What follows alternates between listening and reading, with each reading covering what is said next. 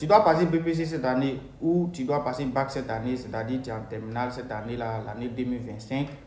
C'est ton année déjà, je te dis que c'est ton année. Mais je vais te donner une petite stratégie aujourd'hui en anglais lorsque tu veux exprimer ton souhait. Voilà. Ça consiste, ceux qui feront oral cette année-là, les élèves de 3e et les élèves de terminale, uniquement oral en anglais. Voilà, parce que la vidéo même c'est en anglais, c'est basé sur l'anglais.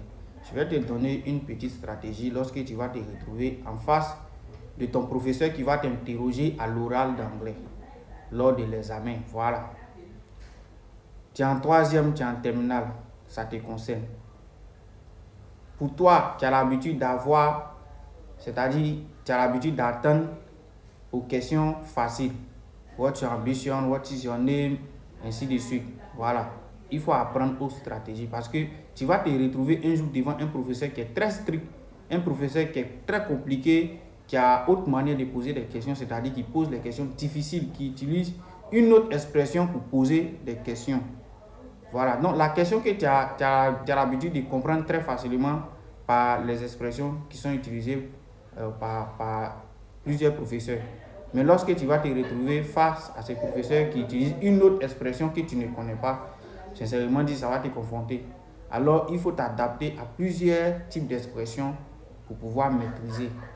Donc, ici, la vidéo d'aujourd'hui, là, je vais te faire baser sur le fait d'exprimer un souhait. Lorsque le professeur veut te poser une question pour que tu exprimes ton souhait, par exemple, quand il va te demander qu'est-ce que tu aimerais faire après l'école. Voilà.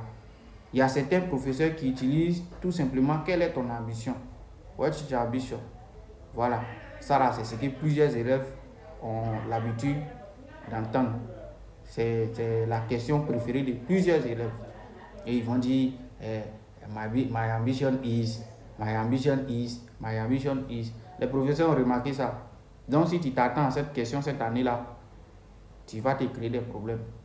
Tu vas pas croire que tu seras en face du professeur même et tu seras étonné de la question qu'il va poser puisque tu ne vas pas comprendre. Tu ne comprends pas cette expression-là. Donc, quand il va te demander quelle est ton ambition, qu'est-ce que tu veux faire après l'école, voilà, qu'est-ce que tu aimerais faire après l'école, what would you like to be or what would you like to do after school? Qu'est-ce que tu aimerais faire après l'école? What would you like to do ou bien what would you like to be after school? Quand il va te poser cette question-là, que tu n'as pas l'habitude d'attendre cette expression-là, c'est vraiment dit que tu seras confronté. Et devant lui, tu ne pourras pas dire quelque chose que tu ne comprends pas. Tu vas lui demander what, ou bien tu vas lui demander please. Il va répéter, mais tu ne peux pas comprendre. Peut-être ce qui va faire que tu vas comprendre, c'est after school. Donc là, mais si tu as compris, tu vas utiliser lui-même la méthode de sa question pour répondre. Donc tu vas dire I would like to do, ou bien I would like to be.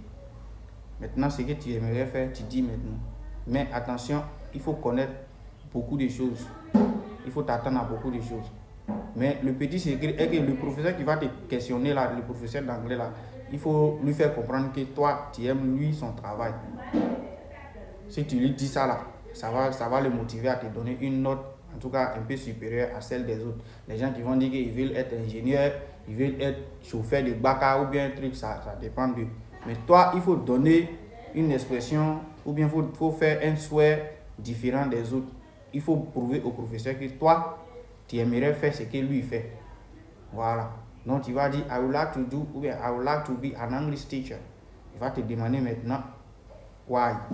C'est là un peu la question aussi qui est très compliquée. Il va te poser la question why, pourquoi. Faut pas, tu vas simplement dire because I like it. Tu vas dire parce que j'aime ça. Il faut donner un argument très pertinent, voilà, qui va le convaincre. Et il va te donner une note très supérieure. Si tu as aimé la vidéo, partage, commente et n'oublie pas de mettre en favori pour recevoir toutes les vidéos que je ferai après.